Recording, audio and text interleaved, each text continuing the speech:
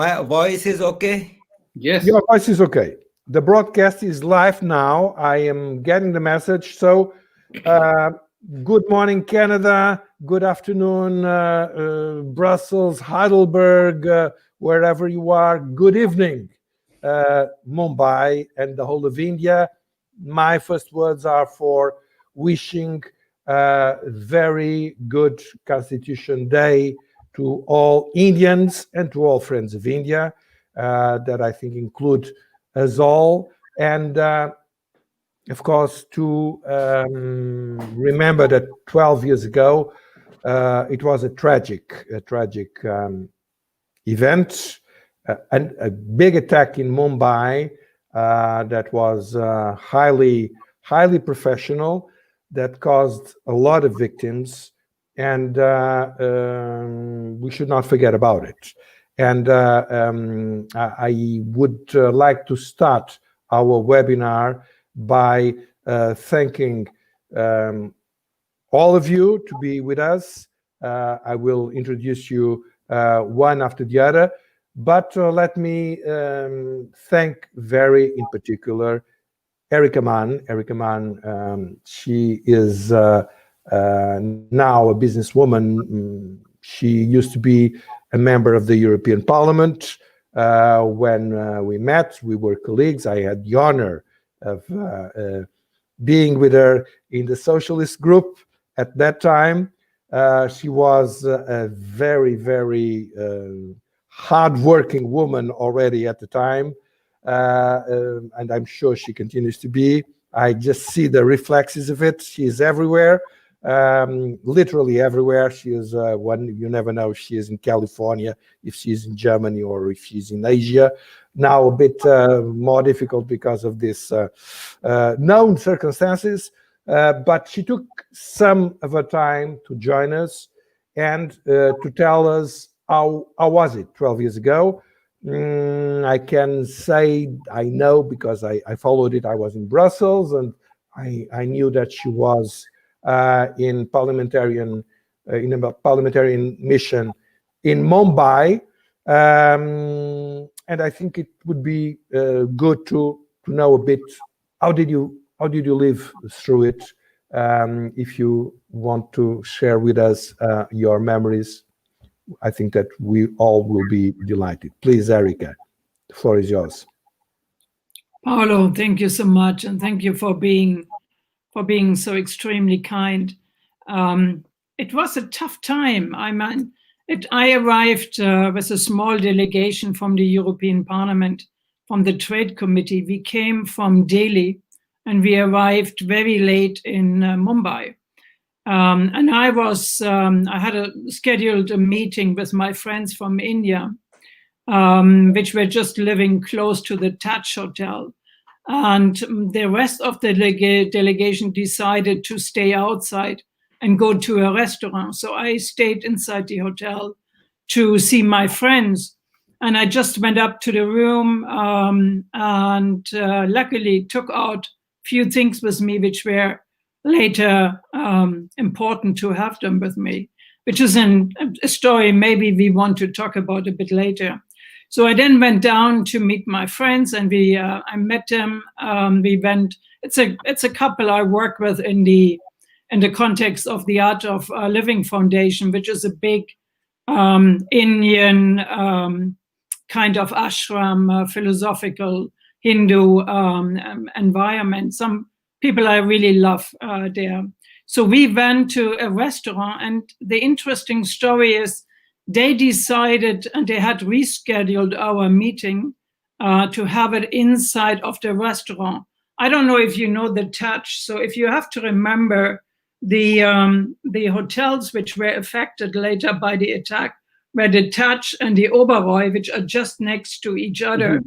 And then there was the Jewish Center, which got attacked, which was incredible because I knew so many people there.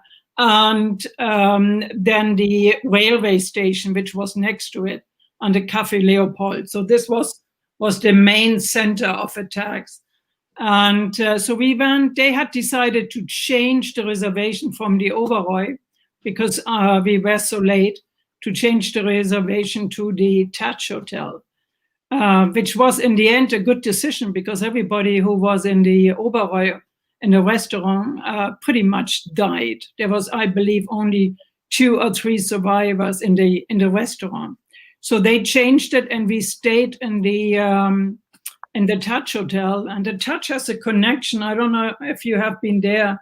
In Mumbai, there are 2 wings, the old wing and the new wing. Mm-hmm. And the old wing, it's beautiful. It's this old colonial style, but wooden structure. And then there's the new tower, which is the modern wing. And between the 2, there's a connection. The restaurants are exactly in this connecting part. So we stayed there in a very modern restaurant, beautiful restaurant. And maybe we were half an hour in the evening, not more than half an hour, probably less, and I heard shooting. Now, my father was a military guy. I'm trained by him. I can shoot myself, and I know what it means, what I heard. My friends were laughing. They said, no, you have to forget it. It's a cricket night. Everybody's crazy in India because of cricket. So I said, no, go and check. So the husband went up and he looked out and he came back, turned around and said, she's totally right. We have to close door everything. There are people outside already with machine guns. We just have to shut everything down, which we did. So the people inside the restaurant, we closed the restaurant. We ensured it was a glass area, which was difficult to secure, but we did. And we went into the kitchen area, which was below, a little bit below the restaurant, tiny place. And we stayed there for a while. We heard them shooting outside. We heard them trying to get inside. And we prepared ourselves. I'm making it short now. We can come back to what we did later on. We prepared ourselves in case they would come inside and would attack us. So in the kitchen, there are many things you can do, at least to survive for a while. You can't survive machine guns forever, but you can do a little bit, at least to harm them. So we prepared ourselves, but then after a while, we got a notification because people had identified that we are in this section. And so we then moved to the underground level just to escape, just before they were able to break through this glass. And you have to understand this whole area has very old tunnels below the surface. Everything is tunneled. Some are very old, some are a little bit newer. And this is how the food comes in, how people are entering who are working there. And it's a very old tunnel system. It's not a new one. It's a very old one below the surface. So we then moved in this space, and but this was after, God, maybe an hour. I don't know how long, maybe more than an hour. And we moved along this place and then came to an area which was called the Chamber, or still is called probably the Chamber, which is a kind of surreal environment because it's the Chamber, it's a kind of club area. So you already had many people in there from all parts of the hotel, which people moved there, the security folks, because they wanted them to be together, which I still believe was a risky undertaking. But anyhow, that's what they did. It was a big area with many different rooms. And so it was a little bit easier for the security people to control because they had more people in one single place instead of having many people in different areas. Well, that's where we ended. I was still together with my friends from India. I helped, I met a young couple who was just on their wedding trip. And they had a small baby, which they left home, which was just 1 year old. So I helped them a little bit because they were just so totally frightened. And then I tried my best as a good politician to stay in contact with ambassadors from across Europe, but even outside from Europe, I try to identify if people are in this big space from their nationality, because some of them were worried, if everybody gets killed or it would burn down this place, then, it would be difficult to track and trace nationality. So that's the short story. Now, if you want to hear more about the big story and what we did to survive, I give it back to you because I don't want to talk too long, and then we can talk about this. I think that I am absolutely enthusiastic about it, and if you can spare some more minutes telling us as much as you want. I don't want to burden you with too many stories. No, this is absolutely fascinating. Because you can learn from it, actually. I mean, if you're ever in a similar situation, there's a lot to learn from. I learned a lot. So let me tell you maybe different stories. So one, how do you deal with angst or terror, which you might experience on a personal level? I believe that's what I experienced, just to stay busy. Just don't get frightened. Just don't let it touch you. Just try as much as possible to ignore it. You can't ignore it completely because we have so many images in our head which are preventing us to stay completely rational, but you can reach at least a level out of 100, maybe 70%, which is enough. So how do you do this? The first is you don't believe what somebody is telling you. That's an old mantra, which I learned again from my father, military guy. Never believe what somebody is telling you. We were in contact. You have to imagine in this place, we were in contact with people outside. So and there were at the end, maybe 100 people in this room, 150. So we quickly built, we found groups of people we could rely upon and we could trust. Some were people, which worked in security environment. Some people had contacts outside and received information coming in. I stayed in contact with embassies. So you have to build a kind of intelligence pool. But at the same time, you have to try to help people who are, which are just in shock. I had just to give you the most bizarre experience I had. So you had shooting, the room, most people, there were two big, one was a big room, which was shielded, but the terrorists were trying to break through. And on the other side was a smaller room, which was totally two sides in glass windows. And you heard the grenades throwing outside. You heard the police coming in, etc., etc. It was loud and vibrant. But the strange situation was that many people were just sitting, because these were the only chairs in this room. They were sitting below the window side. And I always imagine, just imagine these guys, they may find a tank, or because some of them were outside. Remember, there was a small group left the hotel and went outside and shot one of the key guy in the police force when he was in the hotel, in the hospital, visiting his policeman, you remember, and his policewoman. So, and they shot him when he came out. So I always saw them, if you're a terrorist guy, what do? You try to catch a big car and you just ram it in through the glass window. So, there you are as a white woman. Most of them, they were men sitting there, relatively young men, which surprises me because there was little understanding about the situation. And I told them, just go and move away from from the window side, because you don't know what's going to happen. They all did. They understood immediately the danger. But it teaches me it's important what you believe to say. It's important to say it. Because the first instinct is not to say it, because you think you look crazy if you do it. But it's better to do it. Second lesson, which I learned which was the most difficult one, and I'm still fighting with it.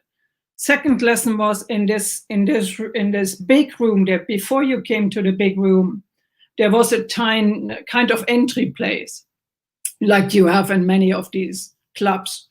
a beautiful wooden entry place. And there was a door which showed the sign access. And I thought, and I was with this young couple, and so the man and I, he was a climber, he was very fit. And the two of us, we looked at each other and we said, we just go there.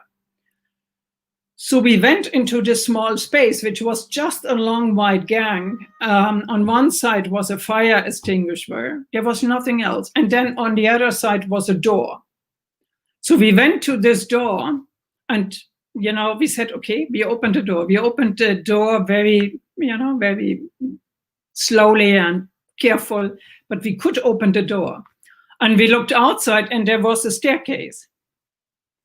And we looked at each other and we said, now, what are we doing now? Because we know there's a staircase. One can go up, one can go down. We can check the situation.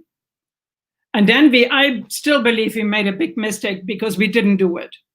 And we didn't do it because we were worried about the people inside, because we believed, if we go down and somebody is there or somebody is up, then they will exactly know where we are coming from and they know the entrance, which I still believe was a big mistake. I believe everybody could have gotten out much earlier than what happened.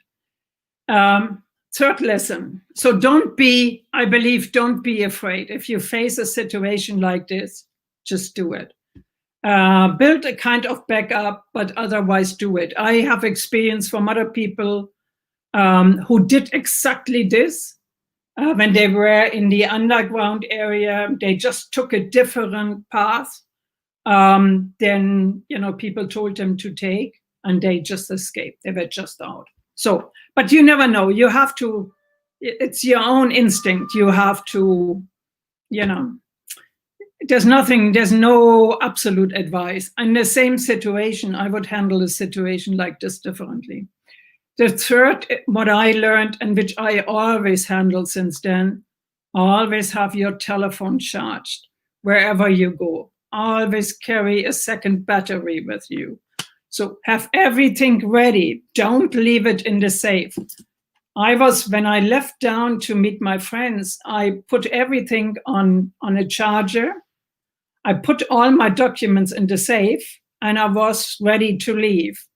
When I was outside the door, I turned around, went back to my room, picked up my phone, not fully charged, took the charger, took all my stuff out of the safe and took it with me. I wasn't the only person who operated like this night. We had many stories coming on very similar. Why this is the case, nobody can tell you, but it's just what I believe what is important to do. Just if you have the feeling you have to do something, just do it. Just get your stuff and just be prepared to whatever is going to happen.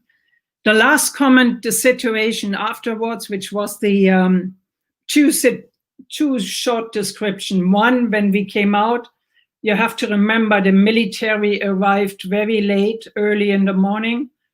They were not allowed to fly from Delhi. They had to get a certain authorization first. It was a messy situation. The police wasn't equipped to handle such a massive terrorist attack. So when they finally arrived and we got the information always from outside, there were always, ambassadors or somebody else calling, or somebody else got the information from a company. There were many company people inside this place. So we always received information. So we know they landed, we know when they flew, we know when they landed.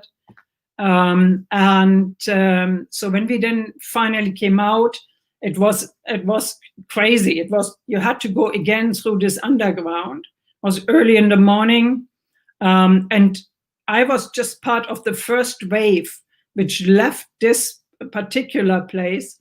And when shooting started behind me, I had for 2 days a little tiny, because they shot against the wall, and a little tiny piece flew back into my face, which wasn't dramatic, but just to show you how close it was. And my Indian friends who were about maybe 3-4 rows behind me couldn't make it in the first wave.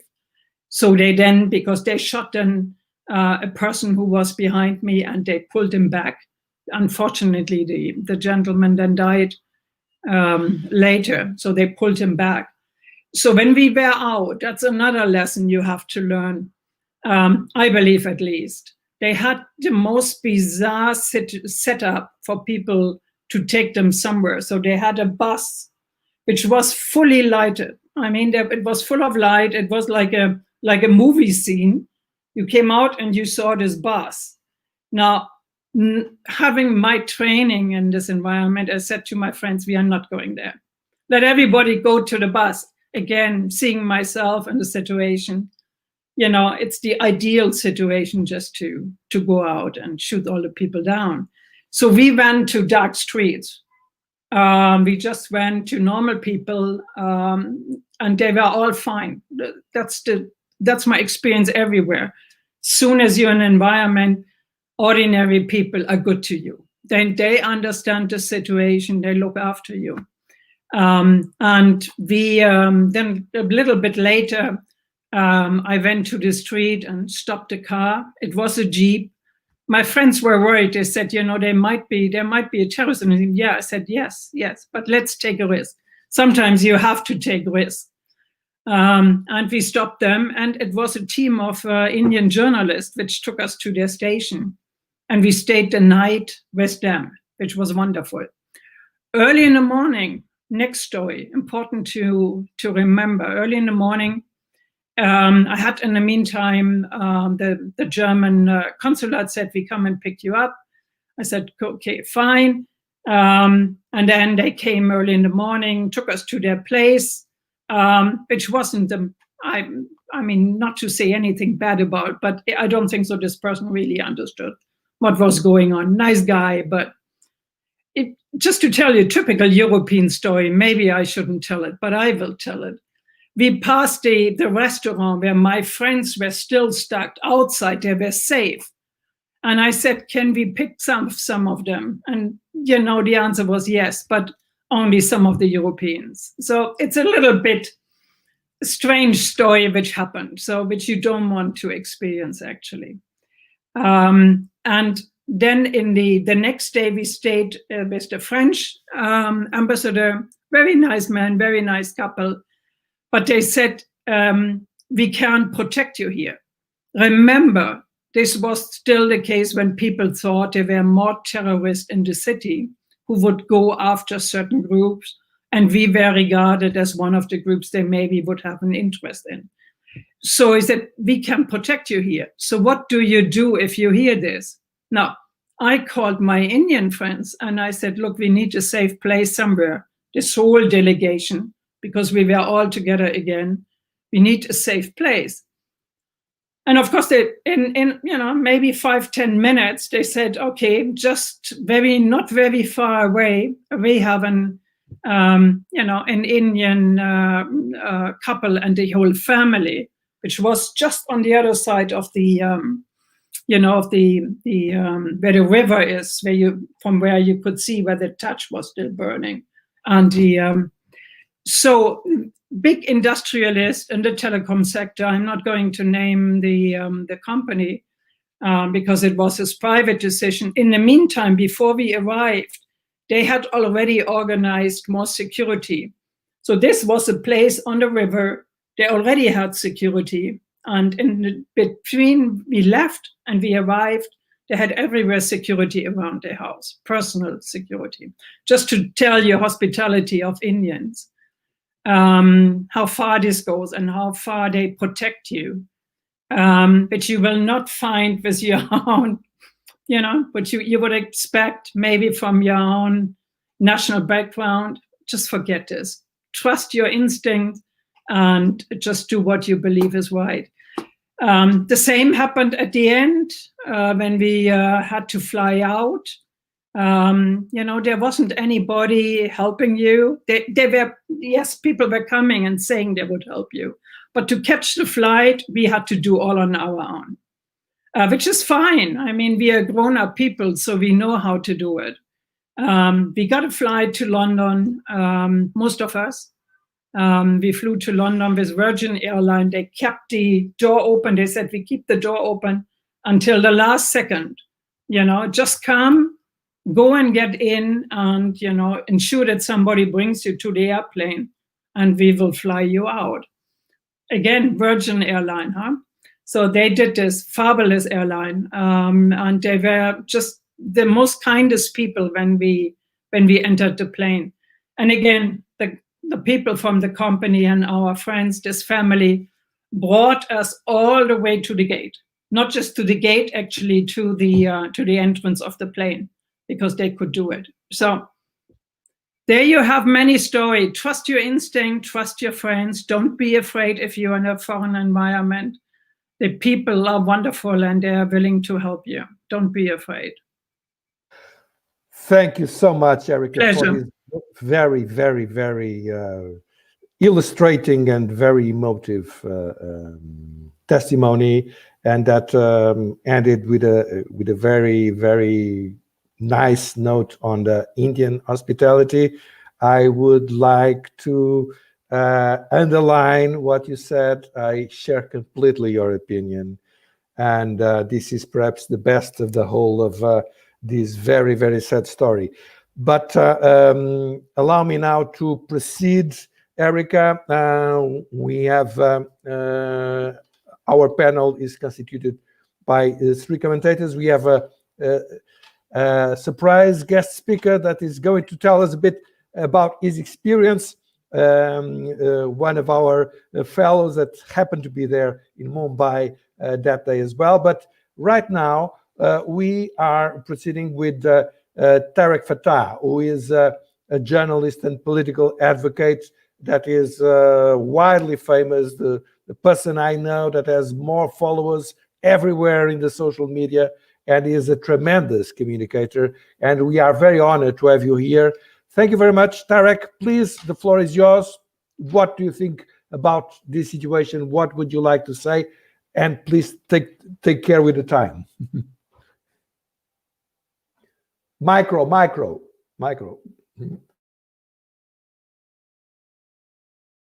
I have to unmute myself. Yes. I look at the situation slightly different from the perspective of international terrorism. And what shocked me throughout this period was, I'll be very frank, is the inability of the Indian government at the time to do anything whatsoever to either retaliate or to identify or to say anything as to what had happened. This was one country that had launched an attack on its neighboring country. And not many years after 9/11, not many years after what happened in London on 7/7, in Bali, in Madrid, we are all aware of these terrorist attacks that have taken place prior to 26/11 and subsequently as well. And yet the entire discourse misses out somehow on the role that Jihadi Islam plays in being the motivation behind these attacks. We simply are avoiding, almost like caricaturing ourselves by, our cowardice is being wrapped up with a semblance of courage, of wisdom, which it is not. We need to admit that we, in the liberal democratic world, whether it is the West or India or Japan or anywhere where democracy exists, are simply too scared to take any action. And it's astonishing that on one side there is a group of people whose primary belief is that human civilization has to end for them to start living forever, which is life after death. This is the fundamental principle. But no one at the United Nations or the European Union or even the Indian Parliament dare to talk about this. So the fundamental issue why these 10 people were sent by Pakistan goes back to why In fact, India was partitioned. What is the role of the Islamic clergy in the spreading of terrorism around the world? Because even London 7/7 was Pakistanis. They were, in Tel Aviv, the two bombers from the UK, they were Pakistani. And nobody seems to focus on it because the eyes of the world stop right at Iran, because beyond that, they find it, pardon my expression, but a land of wizardry and dragons and fires and exotic tourism places where gurus live and where Buddha exists. We look at this entire Eastern world, and without you have to understand the impact of India on these areas. It's the only country that has an ocean named after it. It's Indochina, it's Indonesia, it's Indiana, it's Indianapolis, you name it. The impact is everywhere. Yet, even the Indian diaspora is very careful not to disturb its earning capability and not at all stand up for someone who is pronounced hostile to Indian democracy because it stands out different. The entire region is a zoo of dictatorships. Whichever direction you look at, whether you look up north to China, whether you look southeast, the Arab world, or Africa, or Ethiopia, wherever you go, India stands out as a democracy, but there is no sense of, within India, less so now. The problem has largely been resolved by what the opponents of India call Hindutva, which is ridiculous because you can't have a Christian Democratic Party without Christians. So if Hindustan has Hindus, why is that such a big problem? But nobody at that time even thought of retaliating. Not even to that extent. The Indian government of the time failed to impose sanctions on Pakistan or stop trading with it, or to say that Pakistan is a state sponsor of terror. Not to this date. The Indians are still trading with Pakistan as if nothing has happened. You go to the borders, there's regular onion trucks and vegetables going from one side to the other. Cement is exported on both sides. And this is what strikes me. You don't need more evidence than what happened on 26/11 to come to the understanding what the problem is.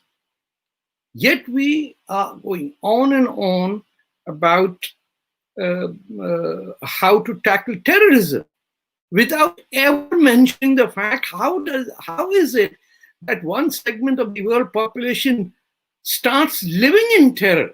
It's a whole existence, from childhood education in religious institutes is death of the non-Muslim, is victory over the kafir, which I guess other than Arif, all of you are, which I'm told is my duty to exterminate Europe and Indian civilizations, and that is taught. And it is allowed to be taught right here in the United States and Canada and England and Germany and France and Italy. And then we are surprised, oh, he cut off someone's head. Well, that's what we are not touching. We want to treat the disease only on its surface. Like we've got smallpox, but you don't want to do anything to treat it, just take the scabs away. And that will not work. This is not the end. This will happen again, as it has happened numerous times.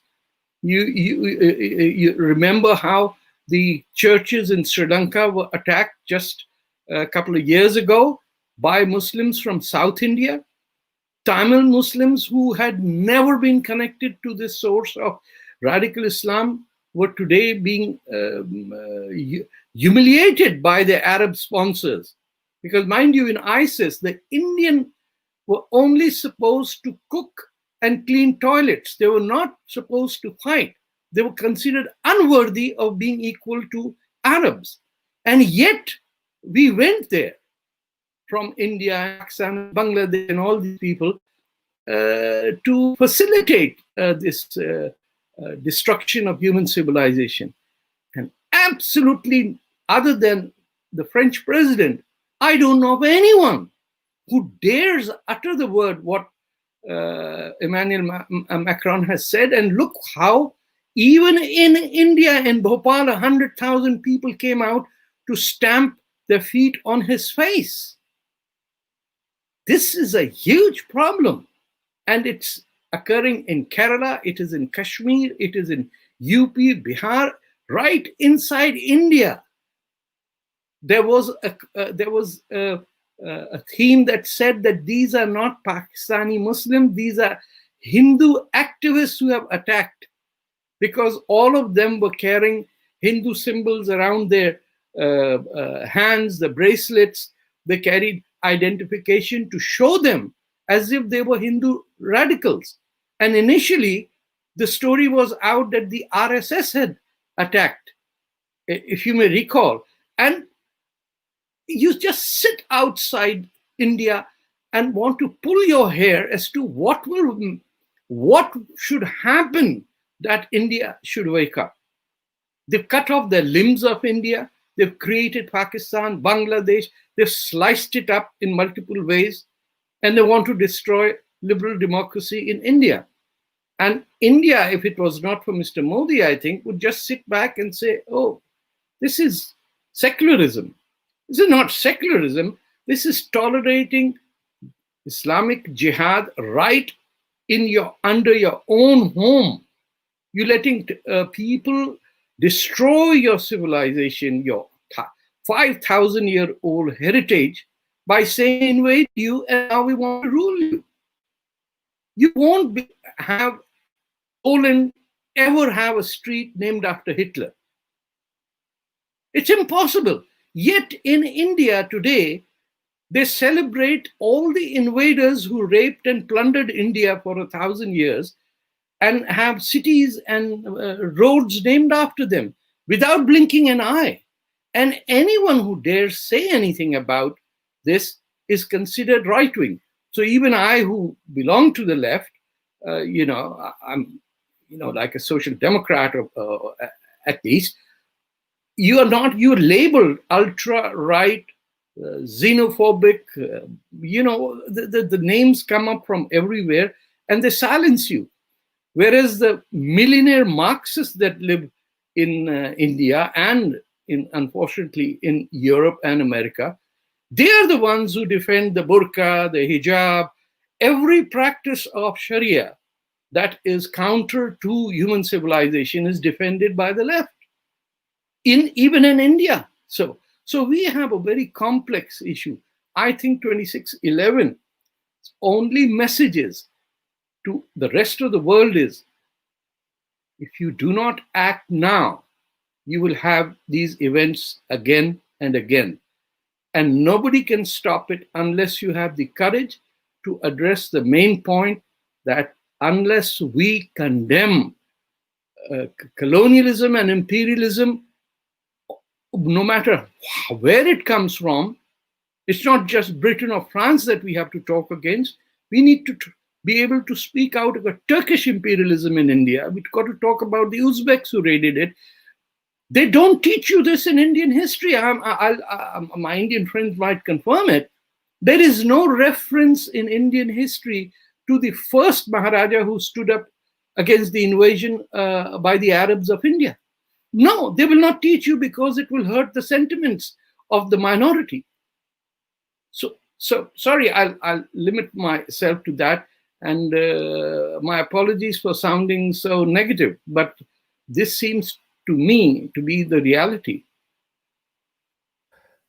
Thank you very much, Tarek, for your very clear and lively assessment, which is not a very positive one, but we have to, exactly with people like you, to arm ourselves, and with people like Erica, I think, Erica and myself, we were we were members of the socialist group, and I do not think we would fit in this left you are speaking about very rightly just a while ago.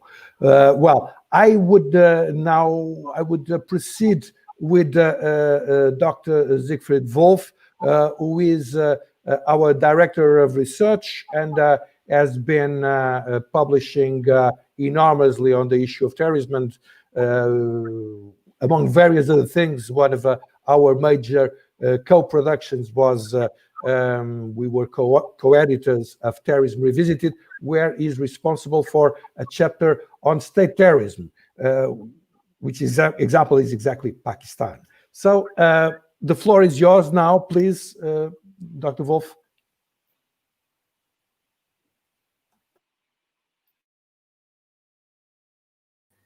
Sorry. Thank you, Paolo, for the kind introduction. It's a great honor and pleasure to be with such eminent speaker together in one panel, since we heard such a detailed, excellent account on the happenings. So I will keep this out and go straight into my main point. What was quite clear after the terror attacks in the aftermath, that there was a clear link with Lashkar-e-Toiba, or in brief LAT.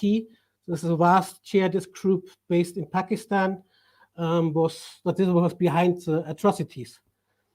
A fact which got confirmed by Indian and international investigation teams, as well as by one captured terrorist who stated that he is not only a Pakistani but also a member of the LAT. Here I will argue, or I want to argue, that the Mumbai attack must be described as a state-sponsored covert operation by Pakistani intelligence agency ISI.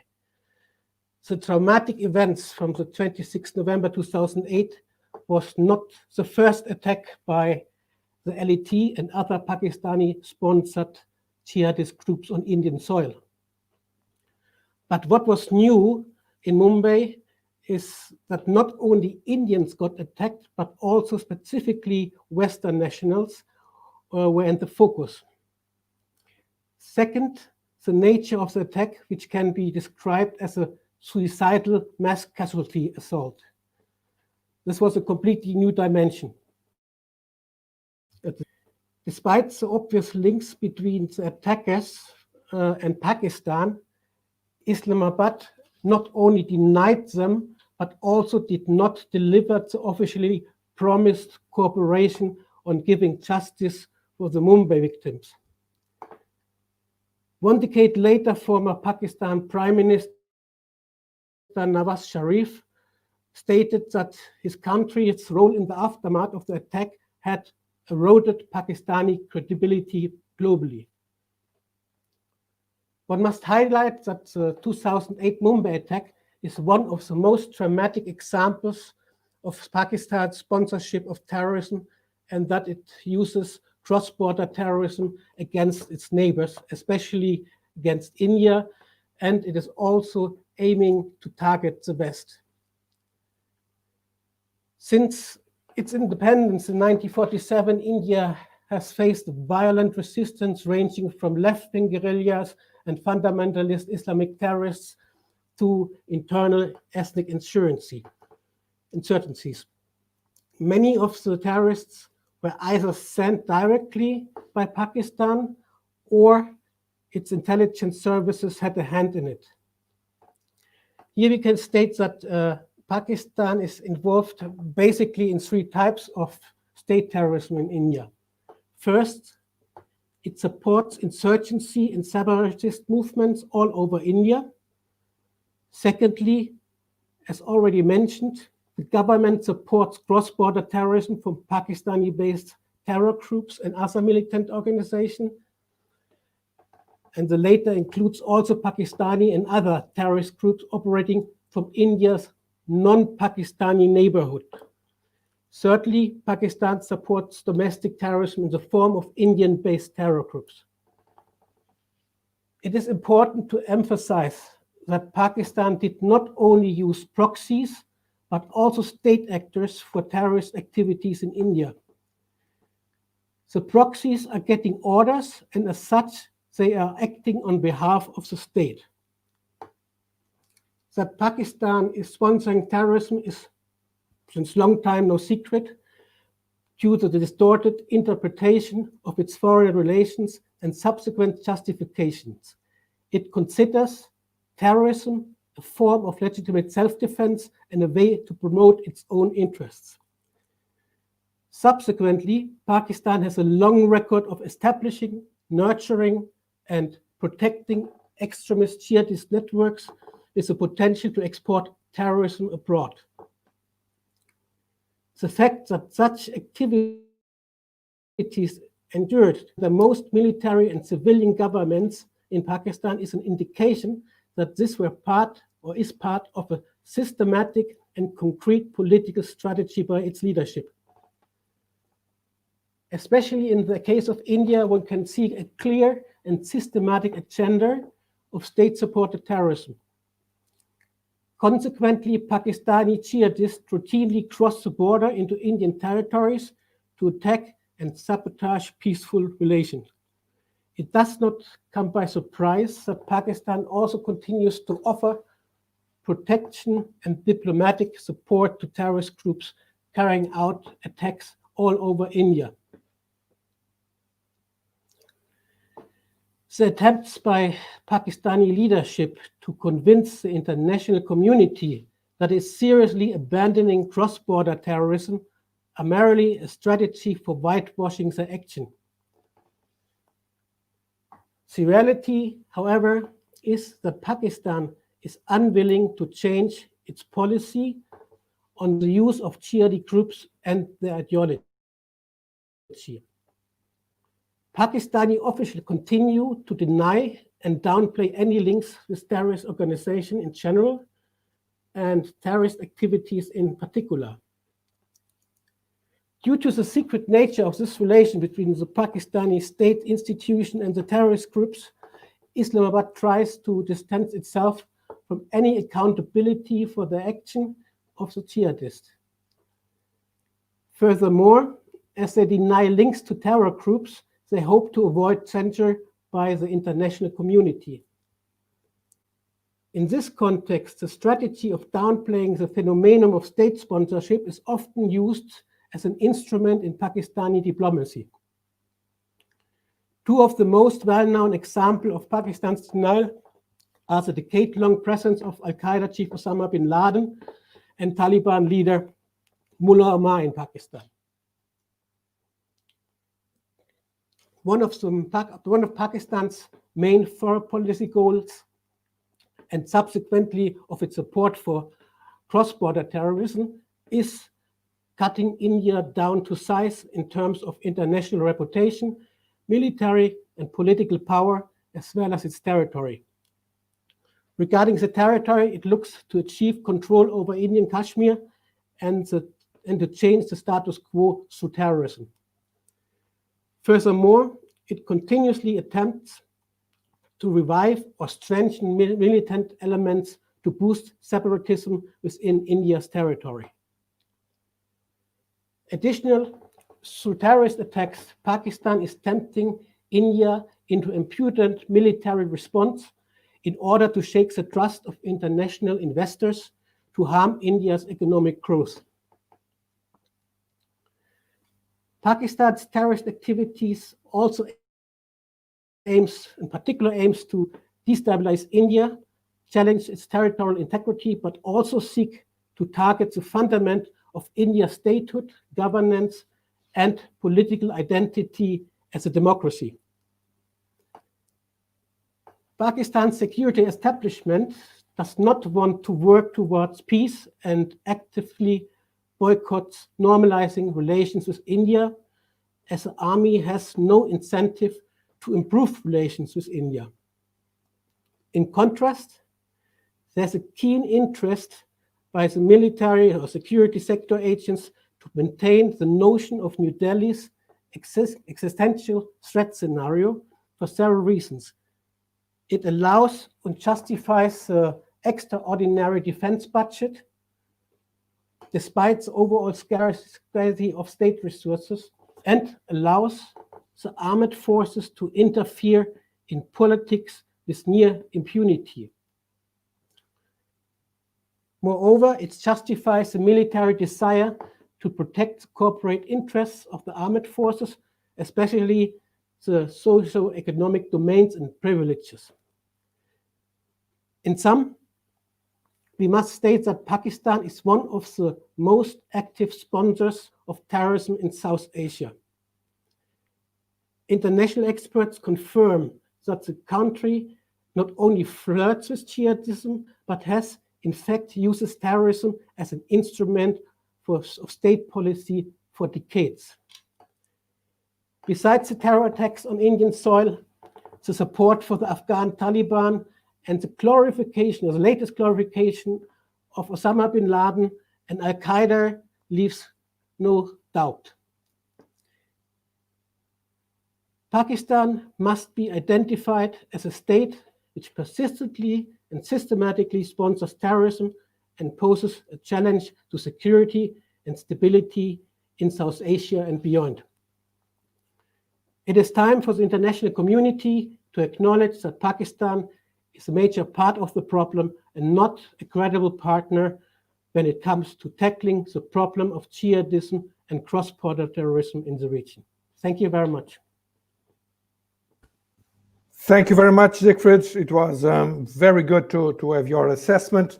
And before moving to Mr. Ajakia, I would now give the floor to Ryder Sharma. Ryder Sharma is a fellow within SADF. He is animating the Caucasus Asia Center. I think that he lives now in Delhi or somewhere around Delhi, but I always tend to think of him as coming from the northeast of India, because he's always giving us things from Assam and places like that. But he happened to be in Mumbai this 12 years ago. And well, from an Indian perspective, he asked us to give us his own views. And we are running a bit short of time, but we would be delighted, Ryder, to hear how did you experience this event? Please, Ryder.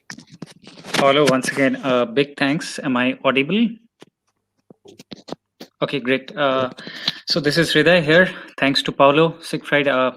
Most pleasing to see you once again. And indeed, good to hear very insightful commentaries from the panelists.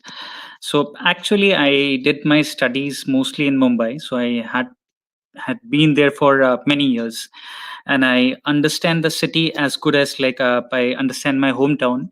So again, I would be slight skeptical. I'll keep my speech really short, but then I'll touch upon some important points here.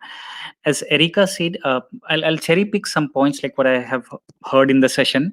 So Erika says we need to trust our instinct. Number one, we need not be afraid. You also say trust your friends, which I slightly refute.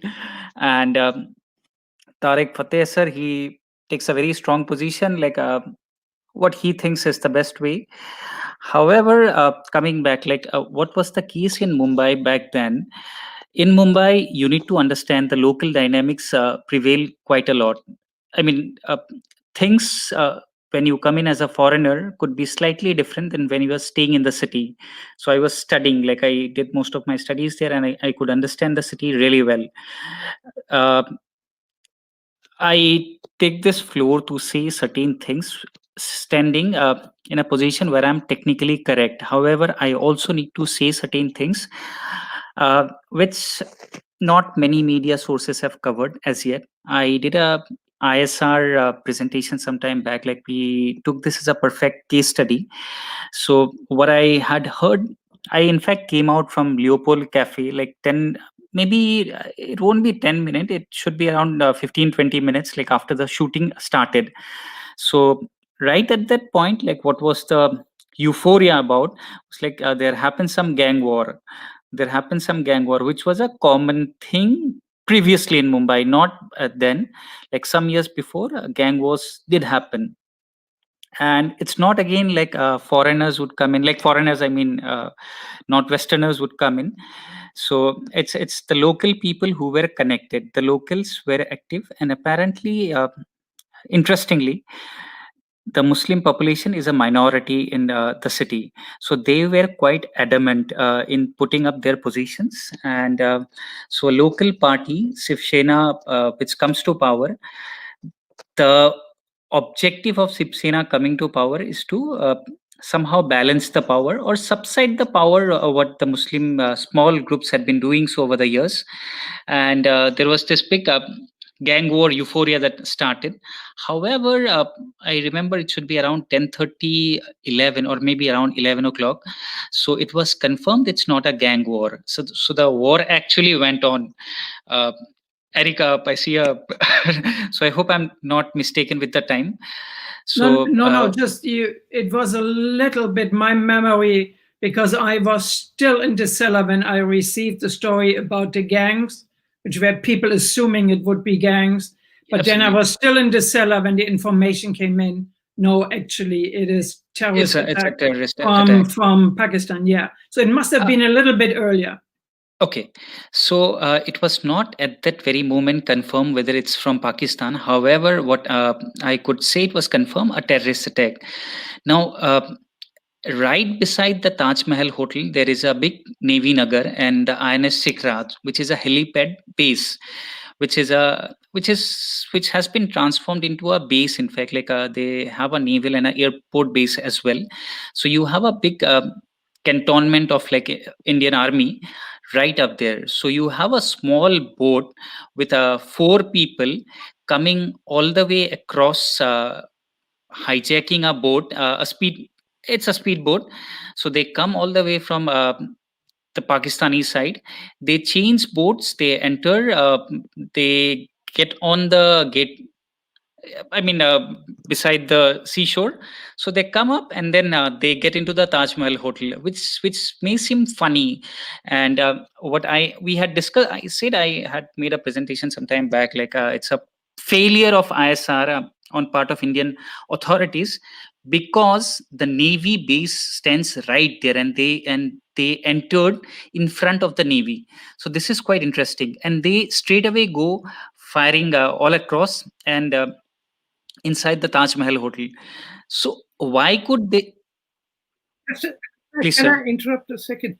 Didn't they put bombs into cabs and then sent them away, left them at I will certain get to your places? So answer. simultaneously, bombs exploded right across Bombay, not just in the port area. I'll come back. People, I'll come back to you, sir. Thank you. So I was not, because I had by then I had been to my sea road, like where I was staying. It's like 2 kilometers. Sometimes I would even walk down, like having food, like after dinner. So I was in a cafe which has got due limelight. It's a way like foreigners to come in there. So we even happened to know the owner. So we had some mild drinks and then we were coming back. So the terrorists, like what to my knowledge was they had entered the Taj Mahal Hotel. How could they enter? Because the security was absolutely dismal. And let's not make it very loaded. I would rather make it very simplified. Like what happens there, security was very loose. We would sometimes, even myself, I would sometimes walk into the 5-star hotel to get into the washroom. Like this was the scene like for Taj Mahal Hotel. So you can imagine a very premier hotel which had security lapses. Now, why they chose Taj Mahal Hotel? The old Taj particularly. The Taj means the crown. So the crown, the objective was to blow off the crown. So they had two-pronged objective. Like one was to blow off the crown, which they could not finally. And the second one is like the most elite of the city people, including people from outside the country, frequents that place. So they were targeting the most elite, and also they had this objective. What, again, I should be technically correct because I don't want to get myself in a wrong position. what I have heard from sources who had experienced being taken hostage and etc., they could say clearly, like things happened as they did because the bombs were already put inside. Like the bombs were already put inside the Taj Mahal hotel. So this has been said in the media before. They had taken and they made some connections well beforehand, in the sense they had taken the terrorists had taken booked rooms. They were going hand in glove with some staff as well.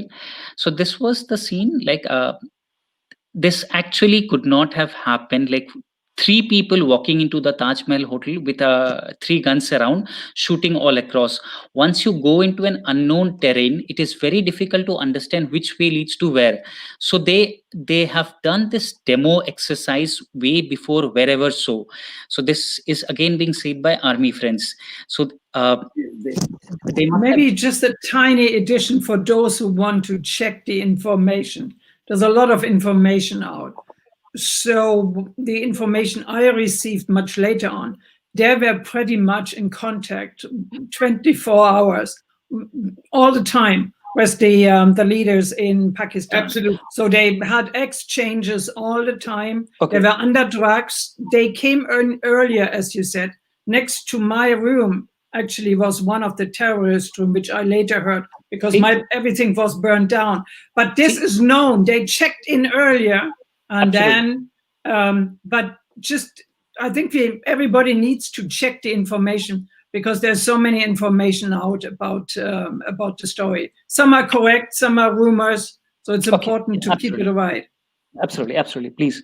So now I'll come back again. Yeah.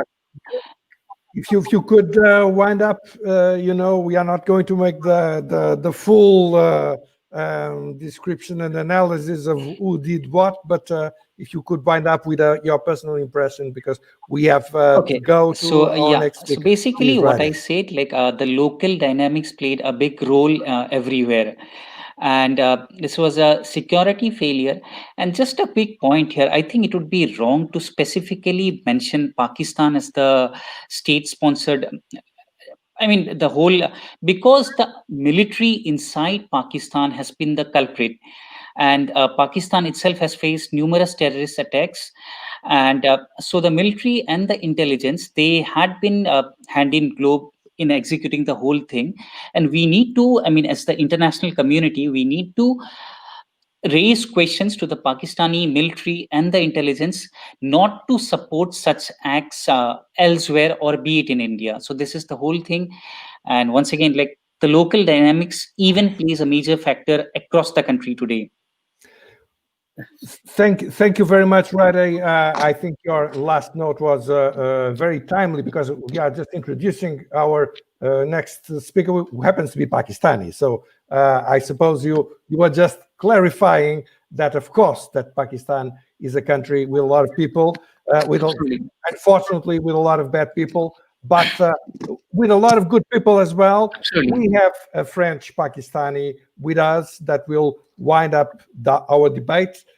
He is now living in Europe. He was formerly a mayor of Jamshid town in Karachi. He is very much engaged in human rights. We have known each other for quite some time, and I am very thankful that you came here and that you want to share your views on this major terrorist attack of 12 years ago. Please.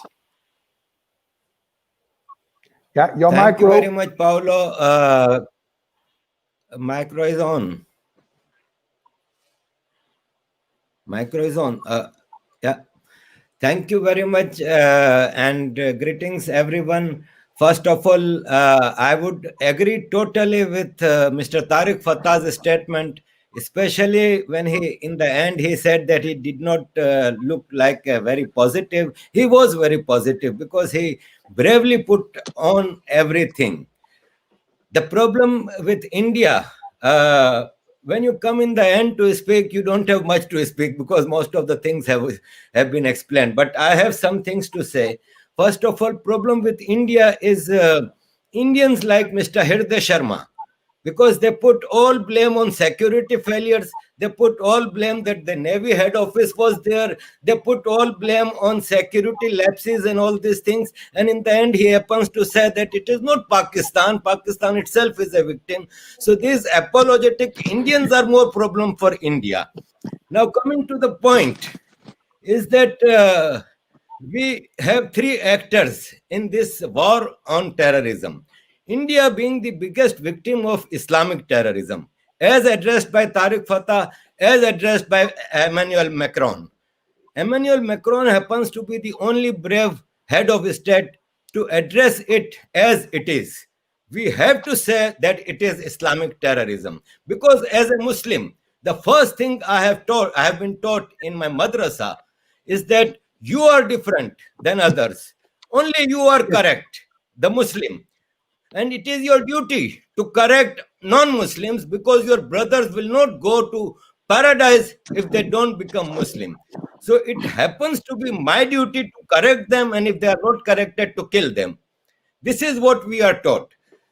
So this is the main problem that we are not addressing, as Tariq said.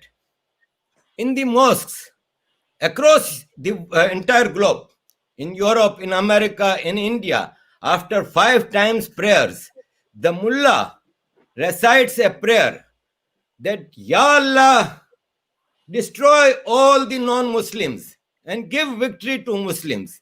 It happens in Europe, it happens in America, it happens in India, and all these mosques are paid by state in Europe and America. And we pay, the state pays mullah to pray 5 times a day that destroy all non-Muslims and give victory to Muslims. This is happening, and we are keeping an eye closed. The Europeans and the Westerns have a very big issue, because when a French citizen is killed on the name of Islam, entire world came up with condemnation. But after 1 week, 50 Africans were butchered in Mozambique.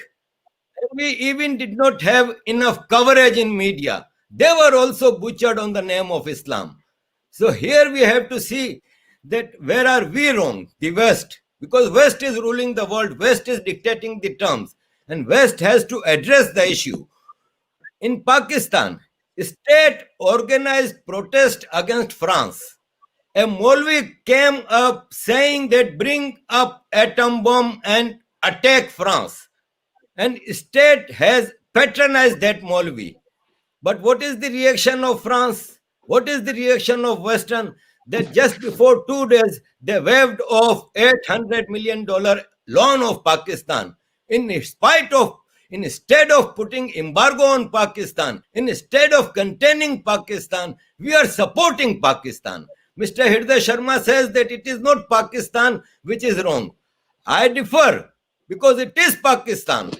Pakistan is ruled by Pakistan. I would like to interrupt you, sir, a bit. Please allow me to do that. I said the military inside the Pakistan. The military is a very organ of the state. So I think you would know that. The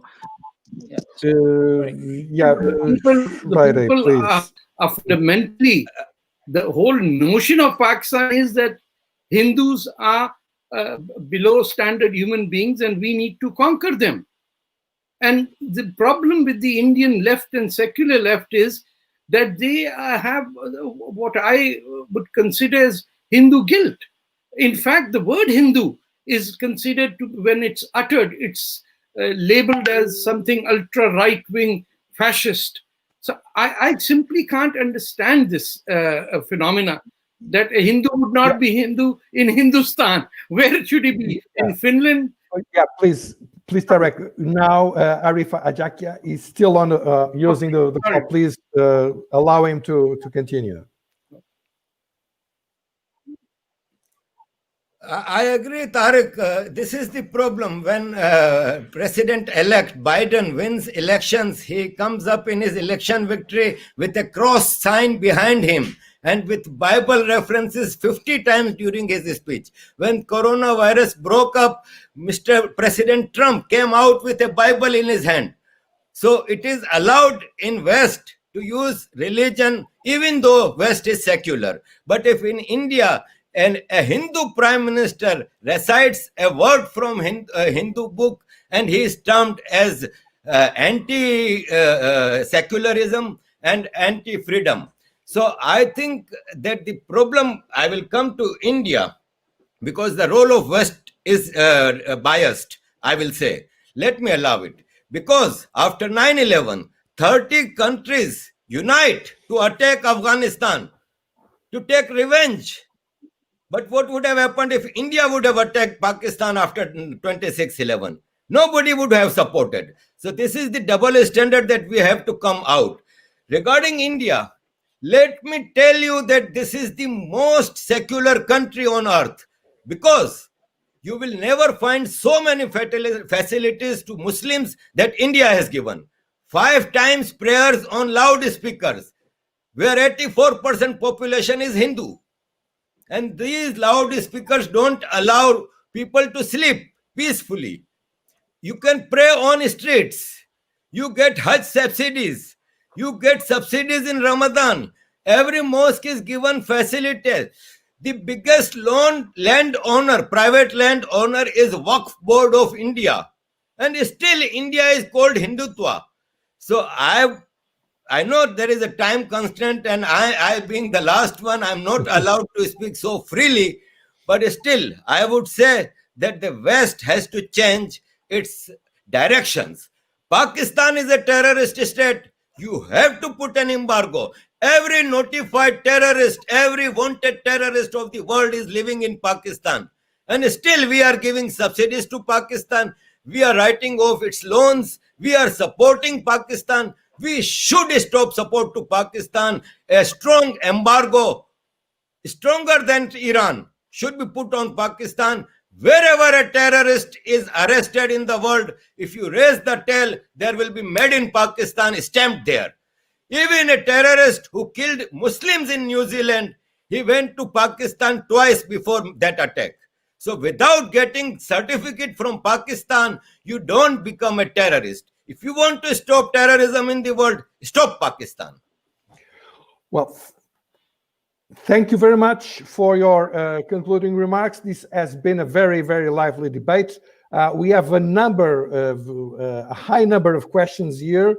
I think most of them are a bit a follow-up of the several interventions. Well, one of them was coming from inside, from Tomas, from SADF, but Ryder already replied him, so I think we will keep it there on the internal level. We have, questions. The first one is to Erica.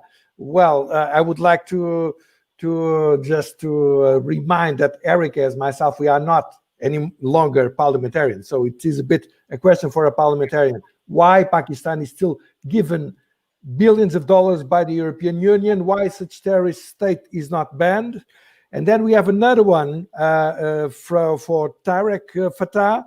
What should be our strategy as global citizens to reprimand Pakistan? And last but not least, we have for Arif Ajakia,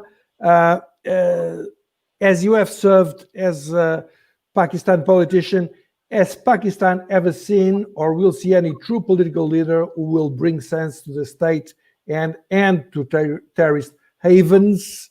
So these are concrete questions. You might go over them if you want, but I think we should now go to the winding up of the debate. And please, the floor is yours. I would perhaps use the same order, if you do not mind, starting with Erica, please. Paulo, let me be very brief, because I think this was an excellent discussion, and I agree with those.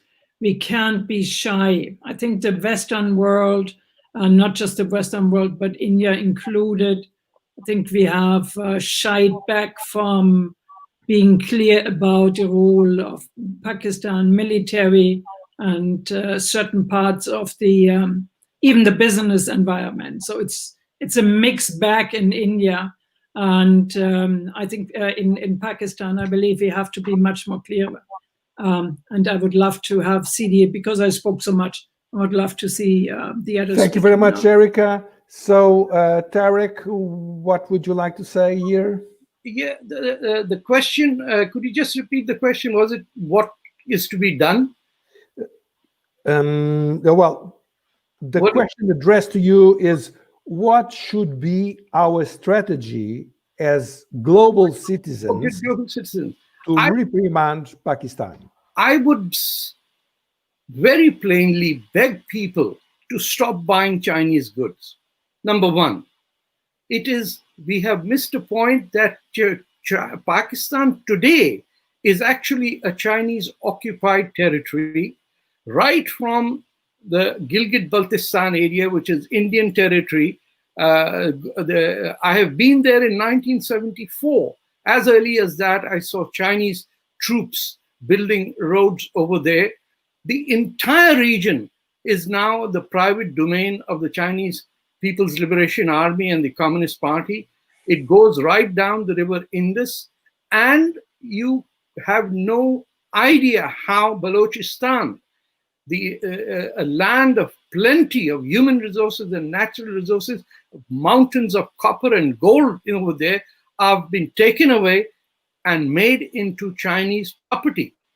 Unless and until, and that is one goal only, to capture the port city of Gwadar, by the islands of the coast of Pakistan, and encircle India. And I don't see this debate in India. I put the blame of global citizens, which is it, to effectively talk to your members of parliament. Do what you can do in the Gandhian style and stop buying Chinese goods. Make sure your iPhone is made in India, not in China, even in that level. But go to your member of parliament and ask them, this vote bank politics that is destroying the world is destroying democracy.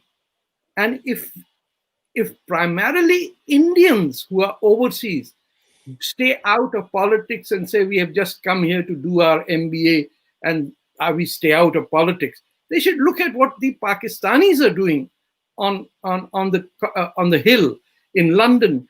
I mean, it's beyond imagination that one segment is out openly declaring their goal as the death of democracy in Western civilization, and the other side says, well, maybe they will change tomorrow. They will not.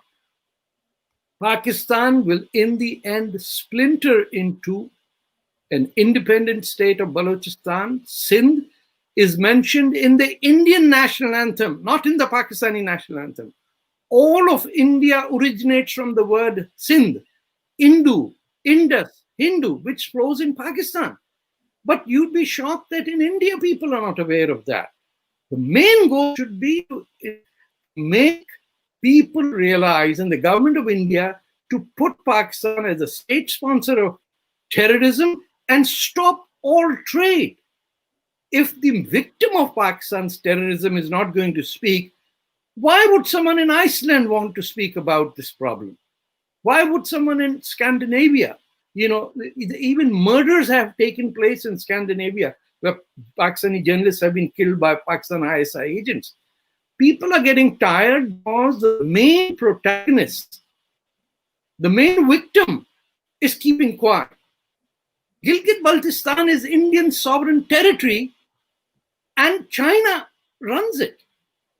So these are complex issues which should, by baby steps, by stopping all trade between India and Pakistan and declaring it as a state sponsor of terrorism, so that this can go on.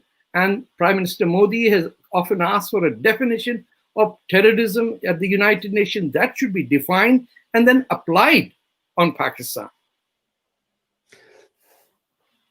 Thank you very much. So, Arif, what would you like to say regarding this question as a former Pakistani politician?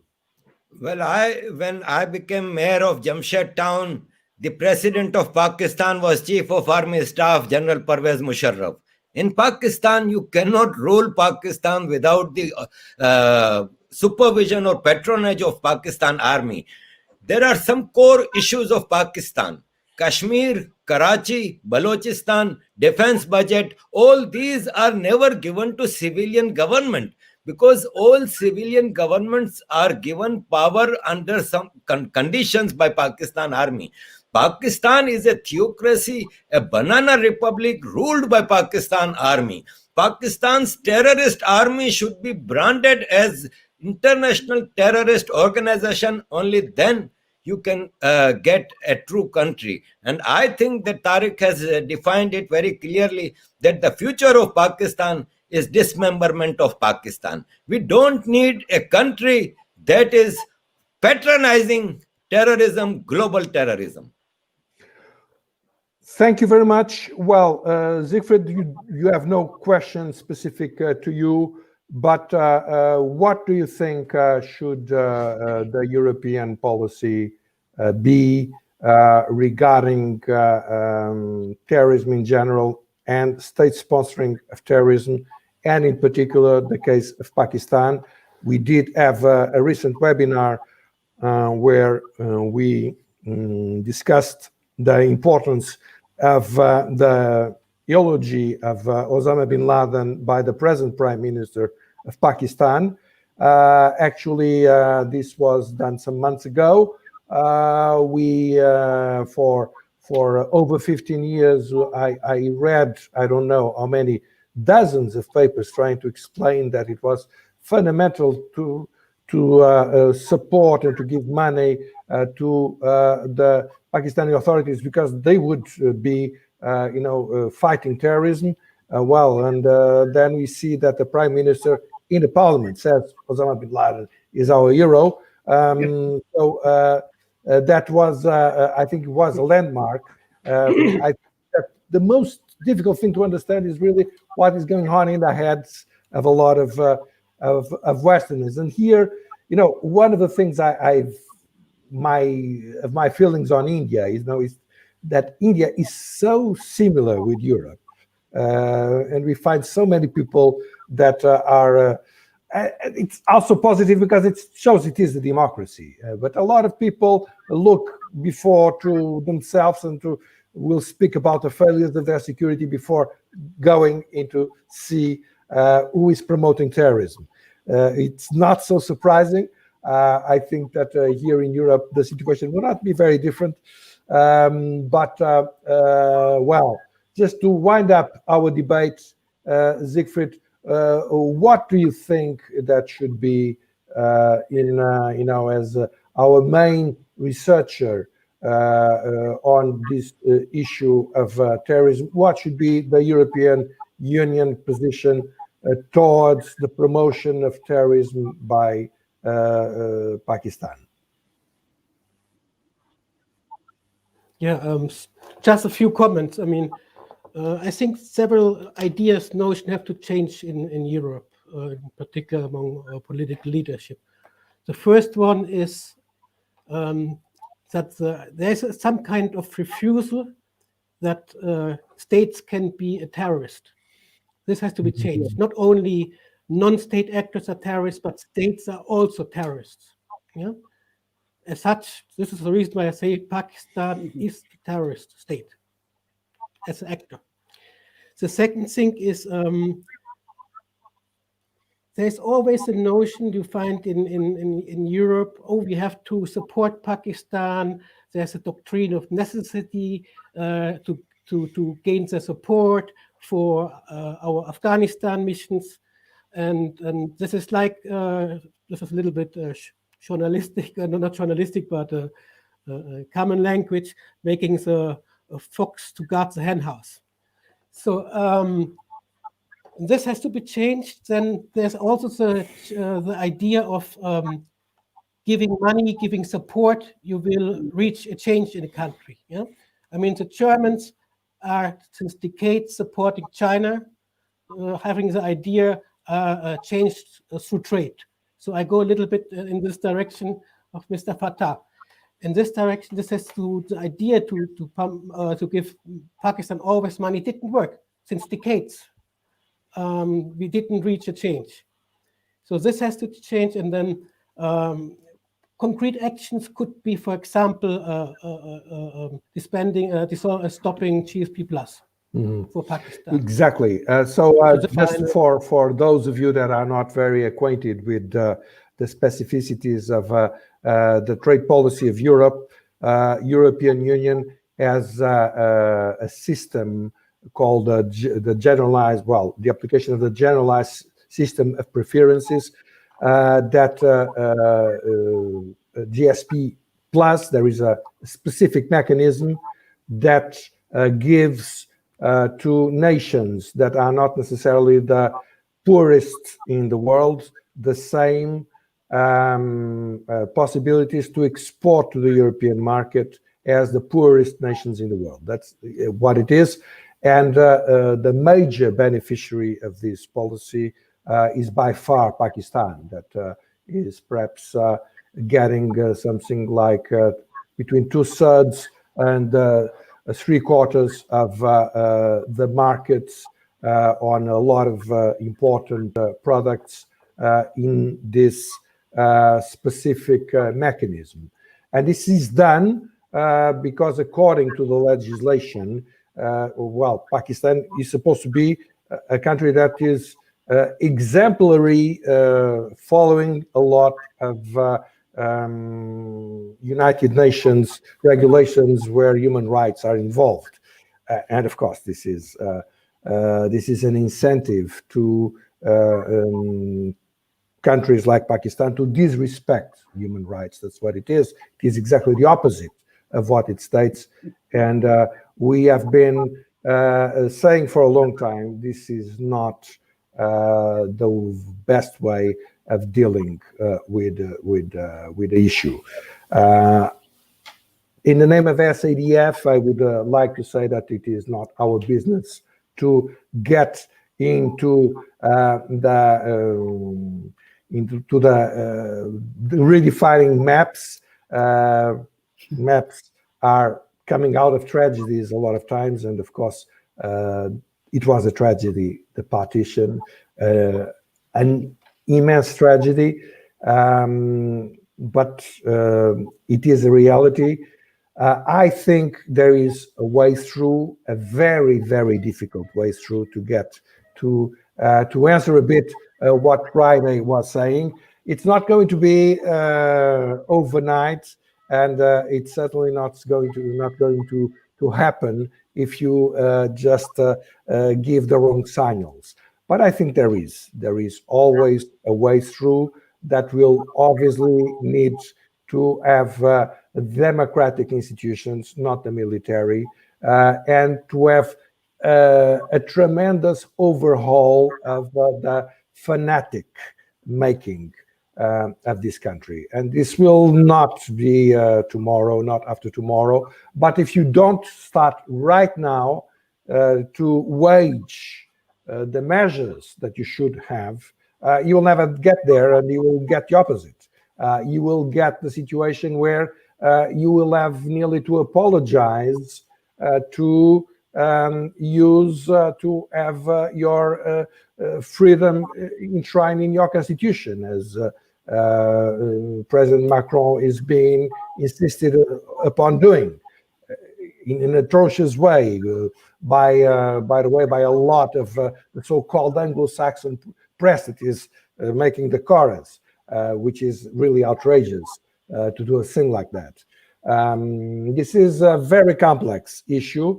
I don't think there is easy ways, but what I'm absolutely clear is that the way forward is not to give incentives to those who promote terrorism. And unfortunately, that's exactly what has been done here in the European Union. And I think we have to change track as soon as possible for all the reasons. And of course, as well, for those who fell 12 years ago in Mumbai, that I think we should give our homage to, winding up this debate. Thank you so much to all of you. It was really a fascinating debate. I really think that all of us will learn a lot, thanks to the thousands of people that have been following us through YouTube, and looking very, very much forward to seeing you very soon. And hopefully we will have a better world, and we will win this war against state-sponsored terrorism. Thank you very much. Good morning, good afternoon, good evening, wherever you are. Bye-bye. Bye-bye. Thank you. Thank you, everyone. Bye-bye. Thank you, Paulo. Thank